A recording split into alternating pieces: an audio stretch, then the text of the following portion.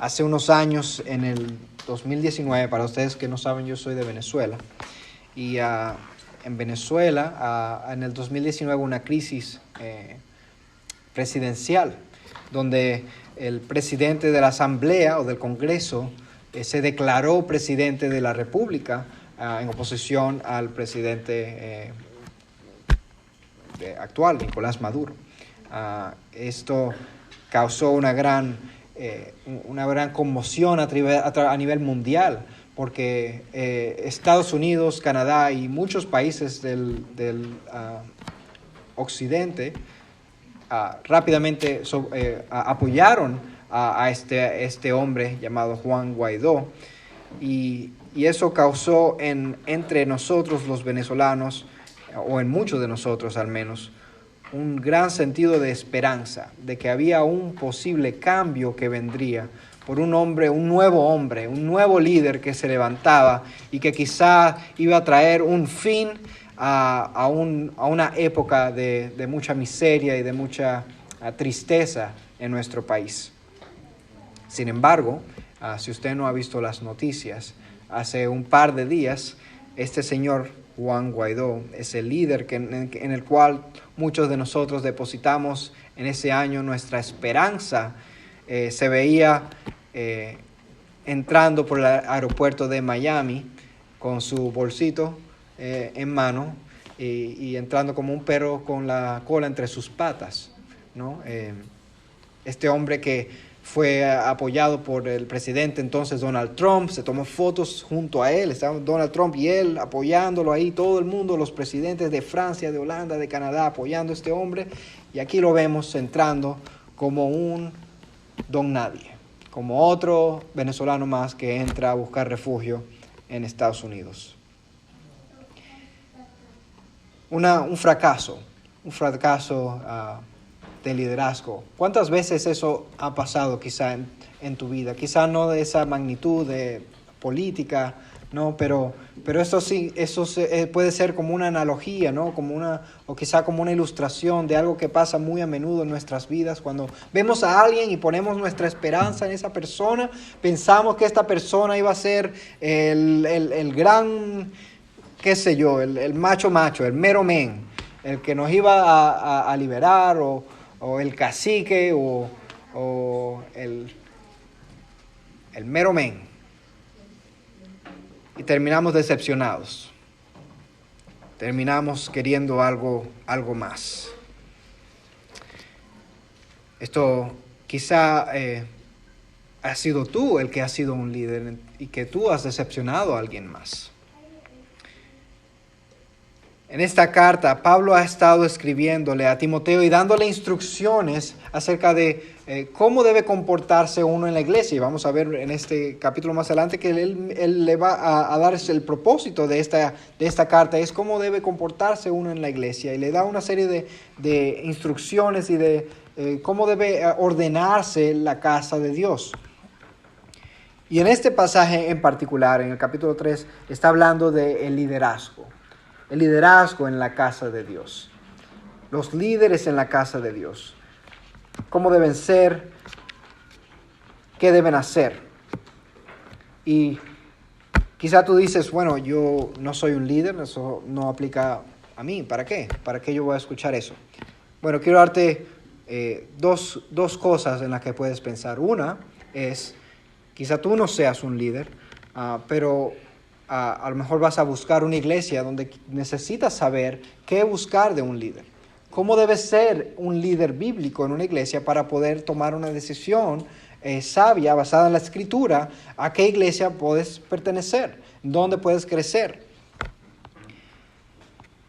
Quizá tú has sido defraudado por un líder en tu vida, quizá por un líder en la iglesia que pusiste tu confianza y te defraudó. Y con este pasaje quiero animarte a que no pongas toda tu esperanza en esa experiencia, que esa experiencia no quite tus ojos de Cristo, que esa experiencia no te aparte de Cristo Jesús. Muchos de nosotros hemos sido burned out, dicen en inglés, o quemados, no sé cómo diríamos también en español, agotados. por el fracaso de alguien en el que pusimos nuestra confianza.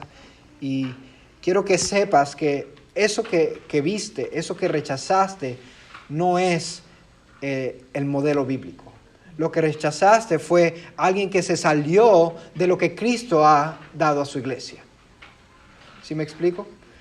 Eso que experimentaste no es Cristo, no es lo que la Biblia nos enseña.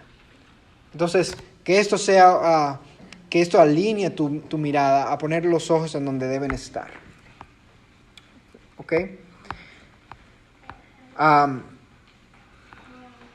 Quizás no haya alguien aquí que no sea un cristiano y que se pregunte por cómo esto aplica a mi vida.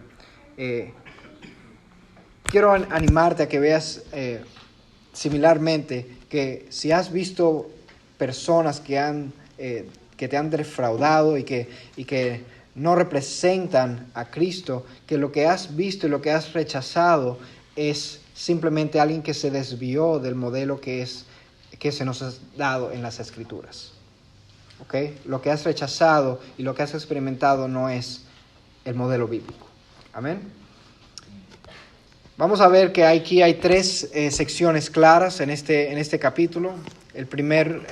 La primera sección, Pablo va a referirse a los obispos o los pastores. Me voy a referir a esa sección como el líder siervo. El líder siervo. Eso va a ser del verso 1 al 7.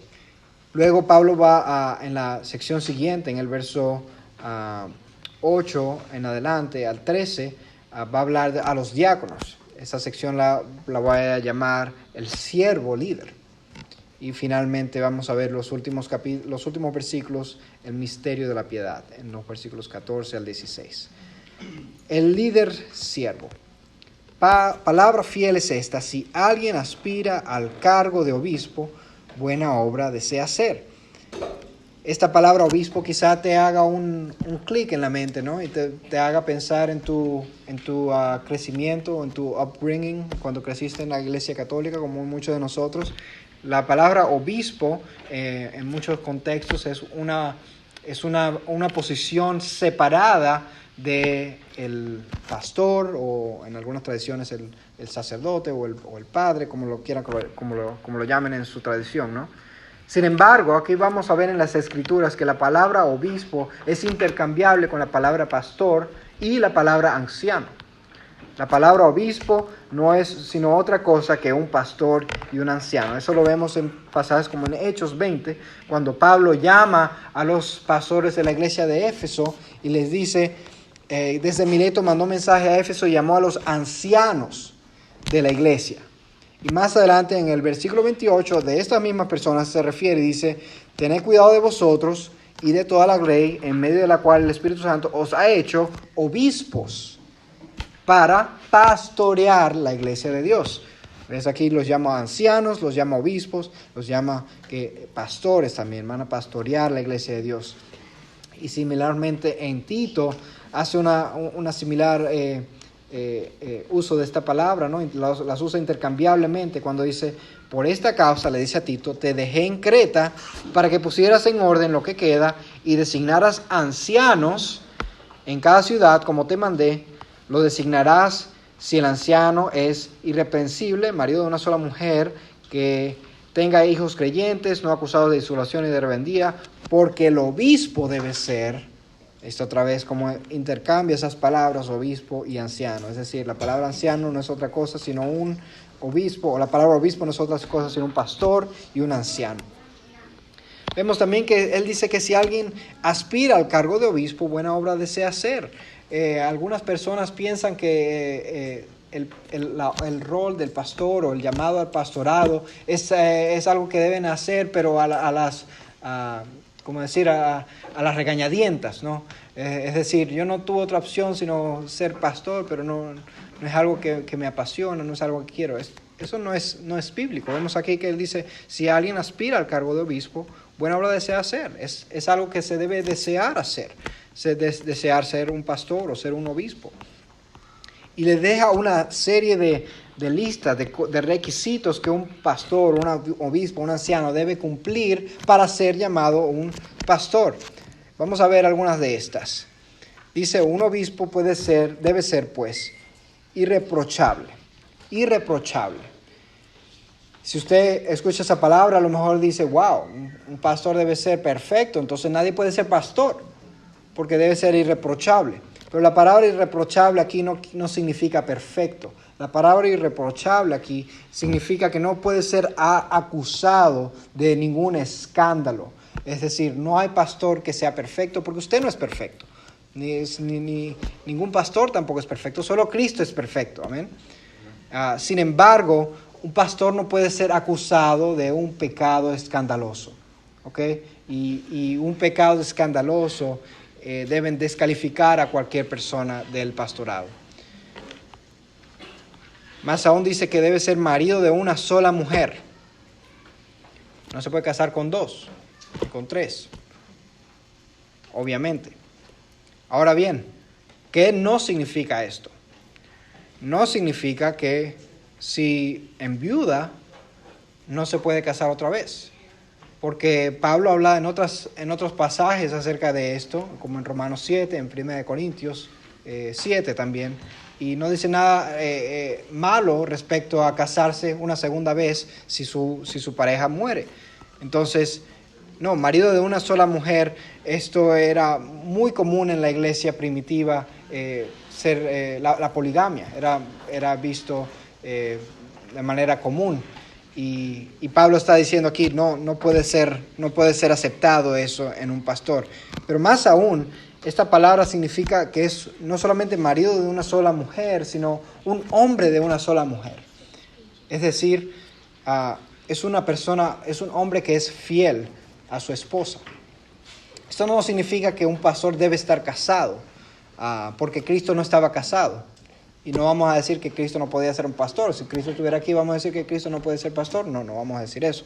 Así que no hay un requerimiento de estar casado. Sin embargo, debe ser un hombre de una sola mujer, un hombre fiel a su esposa. ¿Ok? Más aún dice que debe ser sobrio, prudente, de conducta decorosa, hospitalario. Quiero parar aquí en esta frase también, hospitalario, porque esta frase es interesante. En el idioma original significa alguien que ama el extranjero o el extraño. Alguien que ama al extraño, hospitalario. No solamente que recibe a sus amigos. Nosotros hemos escuchado quizá la palabra xenofobia. Xenofobia, que quiere decir un temor o un odio al extranjero, al extraño. Dice que un pastor no puede ser esto. No puede ser xenófobo, sino filoceno o amante del extraño. Ahora bien, un pastor es alguien, o un líder es alguien que es digno de ser imitado. ¿Sí o no? Si usted pone un líder en un sitio, usted tiene una expectativa de que puede imitarlo, el que puede seguirlo, ¿no? De lo contrario no sería el líder. Bueno, entonces estos requisitos no significa que no le aplica a usted y a mí.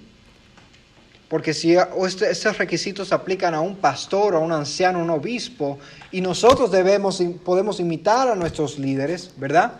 Entonces nosotros debemos ser esto también. ¿Qué significa eso? Que nosotros debemos ser hospitalarios también y amantes del extraño, del extranjero. Dice apto para enseñar también, apto para enseñar. Esto es, no todos los pastores tienen el mismo don, ¿verdad? No todos los pastores tienen la misma destreza en el área de enseñanza, pero todos deben poder enseñar la verdad. Todos deben poder enseñar la verdad de las Escrituras. ¿Okay? No hay ningún pastor que pueda ser un hereje. Y no importa el nivel de enseñanza y destreza que tengan en la enseñanza, pero todos deben ser capaces de enseñar la fe. Pero no solamente esto, deben ser enseñables también. Debe ser enseñable. Y si usted es un líder, es un pastor o aspira a ser un pastor, nunca crea que por tener ese rol o esa posición ha dejado de ser un estudiante o de aprender. Debe ser también enseñable, podemos traducir esa palabra también. Y para poder enseñar a alguien, ¿qué tiene que usted poder primero hacer? Aprender. No puede enseñar a nadie algo que usted mismo no ha aprendido, ¿verdad? Verso 3 dice, no dado a la bebida, no dado a la bebida. Entonces decimos amén. Pero aquí vamos a explicar algo. La palabra aquí quiere decir no entregado a la bebida. Es decir, no es alguien que es un borracho. ¿Okay? No es alguien que se es conocido por... la palabra literalmente dice parado al lado del alcohol. Es decir, aquí está el alcohol y aquí está él. Está parado al lado todo el tiempo. Va para allá el alcohol y ahí él va él al lado. Esa es la imagen, ¿no? de la palabra aquí. No dado a la bebida, no dado al alcohol. ¿Por qué digo esta frase? Bueno, porque alguien ve a un pastor tomándose una copa de vino y dice, ¡ah! ¿Tú sabes lo que vi el pastor? Se estaba tomando una copa de vino. Debemos ser sabios. La palabra también nos enseña a que debemos amar a nuestro prójimo. Y a muchas personas, para muchas personas esto puede ser una piedra de tropiezo, ¿verdad? Entonces, no creo que es prudente ni es sabio tener un ministerio de evangelismo en el bar cuando todos estamos bebiendo cerveza y tomándonos una copa de vino, ¿no? Sin embargo, la Escritura claramente no prohíbe tomar una copa de vino. Lo que prohíbe la Escritura es ser un borracho. Y sabemos que el Señor mismo Jesucristo tomó vino, o al menos convirtió el agua en vino. Y de Juan el Bautista se decía, bueno, este tiene un demonio porque no bebe ni come. Pero del Señor Jesús decían, pero este es un glotón y bebe, porque lo veían tomar y beber y no tener ningún problema. Entonces decían de él, miren este hombre glotón y bebedor de vino, amigo de recaudadores de impuestos y de pecadores. No pendenciero, sigue el texto, no pendenciero, esta palabra significa peleador, o sea, dado a la riña. Es el primero que da un golpe, es la imagen que quiere dar el texto aquí. Es decir, no está esperando algo para... Esta camarita ahí se volteó. No importa, grabamos a los hermanos también. No está esperando nada más a que diga alguien para meterse en una pelea ahí. Esa es lo que significa, no pendenciero. A lo mejor usted es pendenciero. A lo mejor usted es el que está esperando que alguien diga algo para meterse en un argumento y en una pelea. No sea pendenciero, que no sea amable, sino amable y no contencioso, no avaricioso o amante del dinero, es lo que significa, no avaricioso. Y muchos de nosotros visto a pastores o llamados pastores, ¿no? Con sus Rolls Royce y con sus carros de millones y millones de dólares, los ¿cómo se llama? Crawford Dollars y toda esa gente, no me acuerdo ni los nombres ya, de todos esos lobos. ¿Sabe? La Escritura dice que iban a haber lobos que se iban a levantar entre los mismos hermanos. Entonces, no es de sorprendernos que vemos a estos lobos, porque el Señor mismo lo dijo que vendrían, ¿no? Vendrían estos lobos. Entonces, no se deje engañar. Lo que usted está viendo no es el cristianismo, lo que usted está viendo es un lobo. Huya de ahí, váyase de ahí. Que no sea amante del dinero, no avaricioso. Verso 4, que gobierne bien su casa, teniendo a sus hijos sujetos con toda dignidad. Esto es interesante. Muchas personas piensan que el pastorado, el rol del pastor, no debe tener ningún tipo de de skills o de habilidad para gobernar, ¿no? Es un rol espiritual, decimos. Pero el apóstol Pablo dice tiene que gobernar bien su casa. Y dice, si debe gobernar bien su casa, porque ¿cómo va a gobernar bien la iglesia si no sabe gobernar bien su casa? Entonces tiene que haber cierto nivel de capacidad de gobernar o de manage. Me olvida. Administrar, gracias. De administrar. Y note aquí bien, esto también es importante. Todo esto comienza en la casa. Es decir, es muy fácil venir a la iglesia el domingo y ponerse su saquito y su corbatica y su cosa buena y poner una sonrisa y parecer que tiene la familia perfecta, ¿verdad? Todos aquí yo los veo todos los domingos, hermosos, bellos, con sus trajes y bueno, yo parezco un pordiosero, pero ustedes se ven lindos. Pero, ¿cómo está su hogar? ¿Cómo está su casa? Y eso es lo que importa, dice el apóstol. Si no sabe gobernar bien su casa, ¿cómo va a gobernar la casa de Dios? ¿Por qué? ¿Por qué es importante esto? Porque la iglesia es llamada la casa de Dios. La iglesia no es otra cosa sino una familia. La iglesia no es principalmente una organización, aunque debe haber algún tipo de organización, ¿no? Debe haber un orden. Pero no es principalmente una organización, es una familia. La llama la casa de Dios. Entonces, si una persona no es capaz de gobernar, de administrar bien su casa, ¿cómo va a gobernar la familia de Dios, la casa de Dios? Que gobierne bien su casa, teniendo a sus hijos sujetos. Es decir, usted va a su casa, a la suya, y su hijo le dice, papi, yo quiero que tú recógeme esto ahí. O sea, su hijo es el que lo manda a usted. Su hijo es el que gobierna su casa. No, los hijos deben estar sujetos a sus padres. Por eso es que el pastor dice que gobierne bien su casa, teniendo a sus hijos sujetos, es decir, sumisos con toda dignidad. Que ellos se someten a la autoridad de alguien más. En muchos hogares, no aquí no he visto ningún hogar aquí, pero en muchos hogares, sobre todo en esta cultura donde vivimos, y más en nuestras culturas también latinas, son los niños los que gobiernan, son los niños los que mandan, son los niños los que le dicen al papá y a la mamá qué es lo que quieren hacer, qué es lo que vamos a hacer este día. Obviamente esto lo balanceamos con Efesios, donde Pablo le dice, ustedes padres no provocan a ira a sus hijos, ¿no?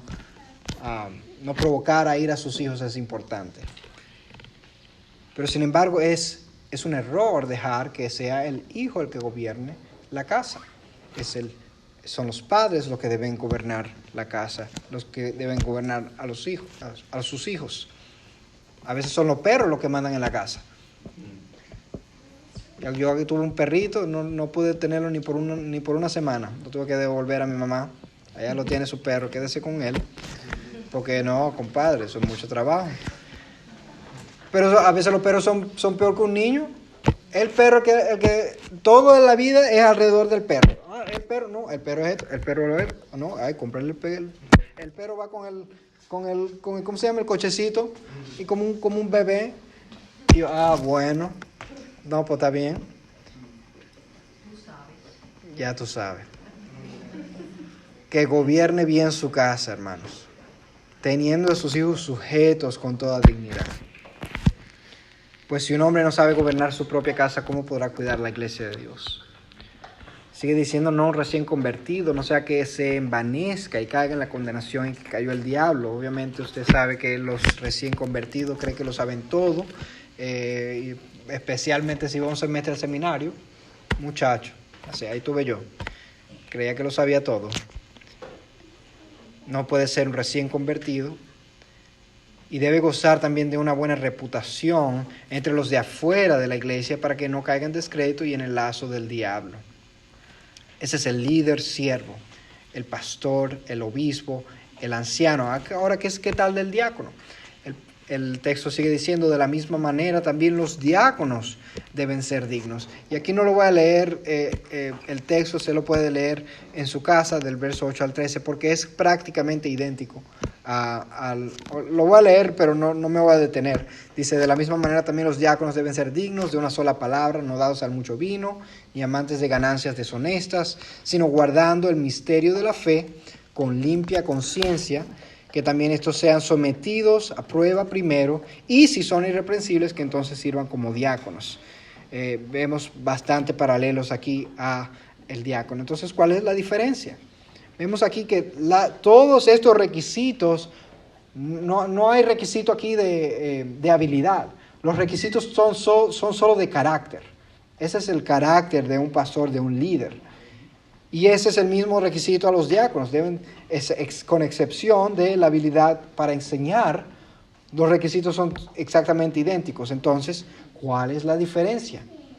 La palabra diácono simplemente significa un siervo y se usa comúnmente en el Nuevo Testamento para servir.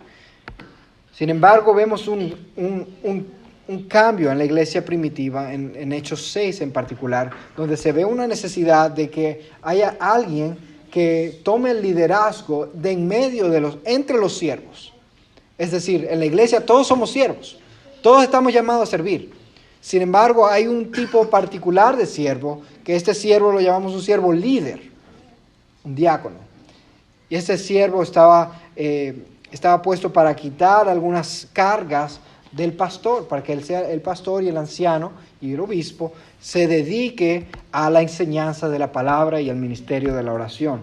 Eso lo puede ver en Hechos 6, donde se ocurre esto. Ahora en Hechos 6 no va a haber esa palabra de diácono, o sea, no se llaman, la palabra diácono no es usada como un adjetivo para estas personas o como título de estas personas, sin embargo se usa como un verbo. Ellos iban a diaconizar, ellos iban a servir, iban a administrar la mesa.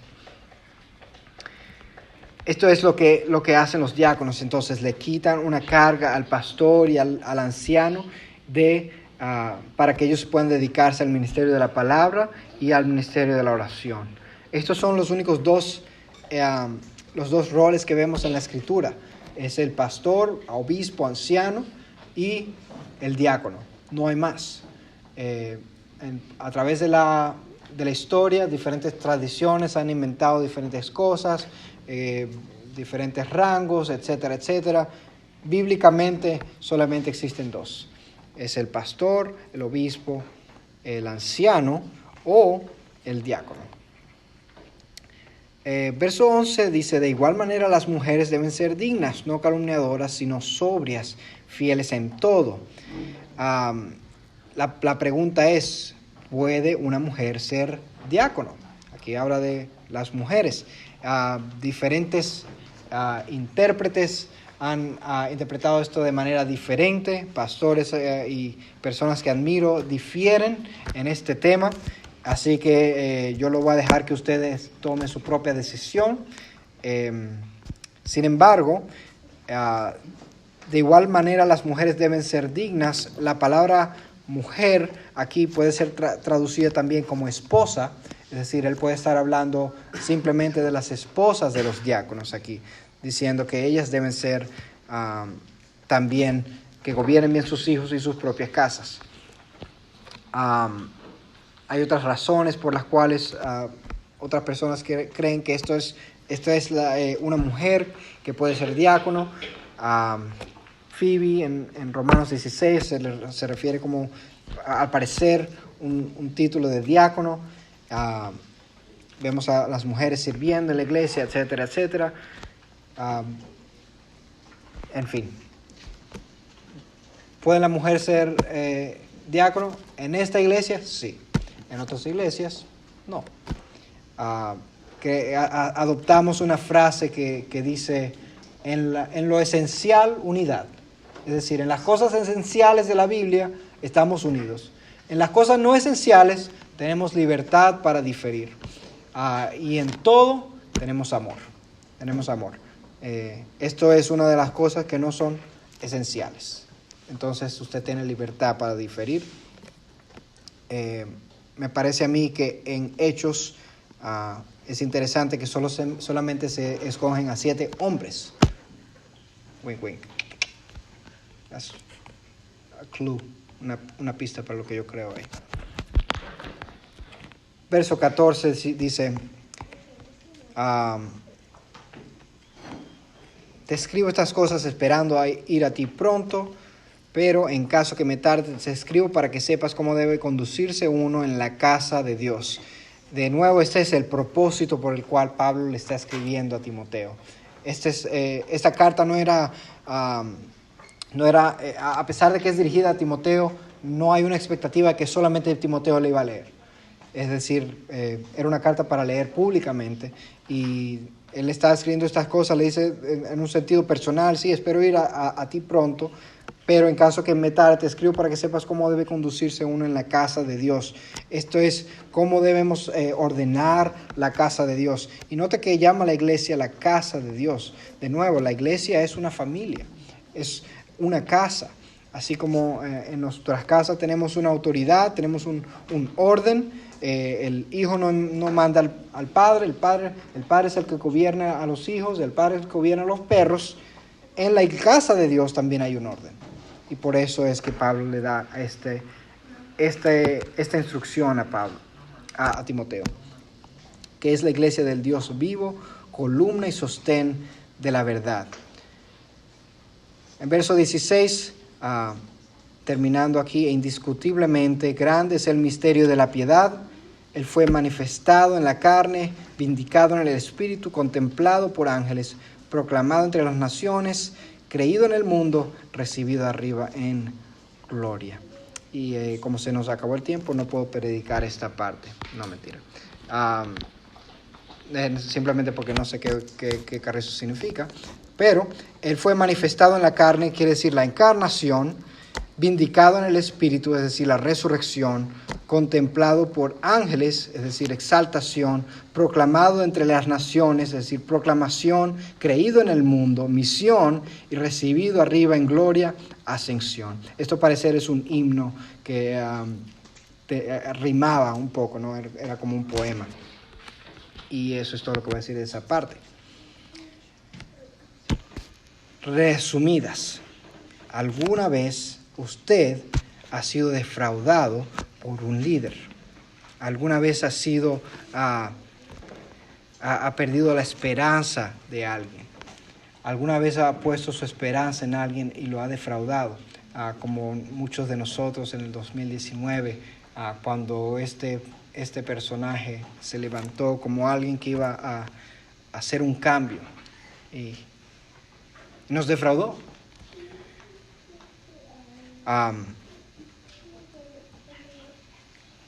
Quiero que pongas tu mirada en el único líder que no te va a defraudar. Este es el modelo bíblico de un liderazgo. Este es el modelo que nosotros debemos aspirar a seguir. Si somos llamados a ser líderes, debemos ser irreprochables, por encima de ningún reproche. No puede haber ningún escándalo. Y aún así, no somos perfectos, hermano. Cristo y solo Cristo es perfecto. Así que pon tus ojos en Jesús si has sido defraudado o si tú mismo has defraudado a alguien. Cristo es el único líder que no te va a defraudar. Así que vamos a orar, que el Señor nos ayude, que el Señor ayude a cualquier persona que ha sido defraudada a levantar su mirada, a poner su mirada en Cristo, el único líder que nunca te va a fallar. Amén. Señor y Padre, te damos las gracias por tu palabra, porque tú nos instruyes, porque tú nos redarguyes.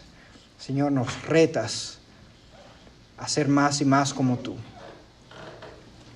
Nos has enseñado a ser amantes del extranjero y del extraño, a ser hospitalarios, a abrir las puertas de nuestra casa y de nuestro corazón.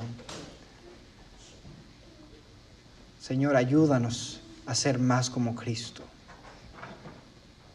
Ayúdanos a ser líderes en nuestra casa, a gobernar bien nuestras casas, a enseñar a nuestros hijos los caminos de Cristo. Y ayúdanos a poner nuestra mirada en aquel que es el único líder que nunca nos va a defraudar.